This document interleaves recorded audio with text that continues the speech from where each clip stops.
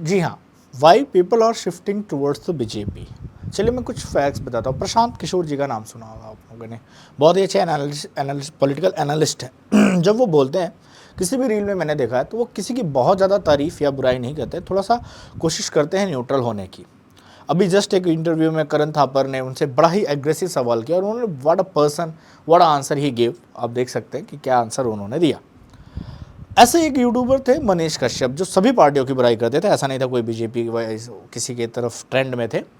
और लेकिन क्या हुआ, फिर ऑपोजिशन ने उनको ऐसा एनएसए में लगा कि जेल में डाला कि वो बंदा बाहर निकलते ही बीजेपी ज्वाइन कर लेता है। प्रॉब्लम क्या है कि लोगों को मोदी जी से नफरत होते होते पता नहीं कब वो आम जनता से नफरत करने लगे, यही पता नहीं चला। और ये एक बहुत बड़ा कारण रहा है कि वो आम जनता जो मतलब बीजेपी को नहीं, मोदी जी को पसंद करती या अदर चीज़ों को बीजेपी को नहीं पसंद करती, वो भी कहीं ना कहीं अपना वोट वहाँ डाल के चली आई। कारण क्या है, उस पर्सन जो भी उनके एक दो पॉलिसी के बारे में भी अगर अच्छी बातें करते, क्योंकि कुछ पॉलिसीज तो अच्छी होंगी ही होंगी, उसके पीछे हाथ धो के पीछे पड़ जाना और उसको इतना एग्रेसिव ट्रीट करना, अंधभक्त कहना, गोदी कहना and a lot of things जो हुई, इसका एक बहुत बुरा असर कहीं ना कहीं पड़ा है अपोजिशन की पॉलिसी पे। मैं एक जनरल एग्जांपल देता हूँ।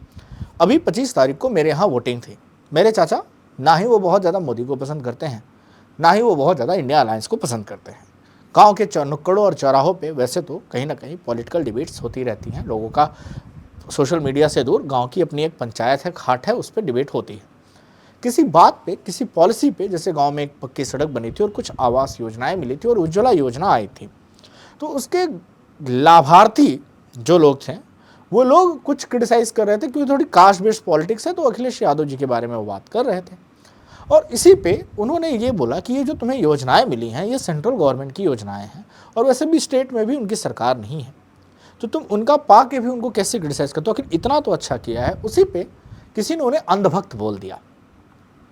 अब ये जो आइडियोलॉजी थी उससे अब ये बहुत तय हो गया कि 25 तारीख को जो वोटिंग का दिन था वो जाते हैं और बीजेपी को वोट दे के आते हैं। शायद वो कुछ अदर चीज़ें सोचते, लेकिन इस तरह से ही जब आप लोगों ने ऐसे शब्दों का उपयोग करना शुरू किया, अपोजिशन ने ऐसे ही किसी भी नेता को जो थोड़ा सा बीच में रह के, मीडिएटर रह के दोनों पॉलिसीज़ के बारे में बात करता है, तो उसके ऊपर काफ़ी तेज़ी से अटैकिंग हो जाना भी कहीं ना कहीं अपोजिशन के लिए एक लॉस हुआ है। क्योंकि बीजेपी विरोधी होना और मोदी विरोधी होना और जनता में विरोधी होना एक अलग चीज़ है। आप आम जनता में अगर ऐसे शब्दावली का उपयोग करने लगेंगे तो एक बड़ा ही जनसमूह हर्ट होता है, क्योंकि कहीं ना कहीं वो पार्टी अभी एक रूलिंग पार्टी है और रूलिंग पार्टी है, इसका मतलब पक्का है अगर मेजॉरिटी में है तो 40 से 45% के बीच का वोट परसेंटेज उसके खाते में गिरा है।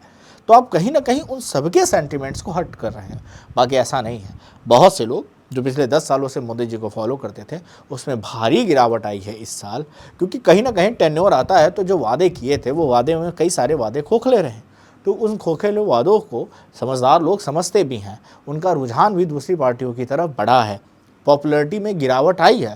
थर्ड टर्म अगर आता है तो उतनी ही पॉपुलैरिटी नहीं रहने वाली है, पॉपुलैरिटी में गिरावट आने वाली है और तेज़ी से ग्राफ गिरेगा। लेकिन फिर भी एक होता है कि सर्वाइवल ऑफ द फिटेस्ट, तो शायद अभी मुझे लगता है कि वो अभी सर्वाइवल ऑफ द फिटेस्ट के श्रेणी में आते हैं। खैर अभी कुछ भी प्रेडिक्शन करना गलत बात है, 1 जून को भी कुछ चुनाव के चरण बाकी हैं और 4 जून को रिजल्ट आएगा, तो क्या प्रेडिक्शन क्या बहसबाजी। लेकिन मेरा आम जनता से ये कहना है कि कभी भी अपने ऑपोजिशन को ऐसे शब्दों से ना कहें, और सेम बीजेपी वालों को भी ऐसे शब्दों, जो सपोर्टर हैं ऐसे शब्दों से ना आके कि आपसी रिश्ते खराब हो जाएं और आपसी संबंधों पे गलत असर पड़े।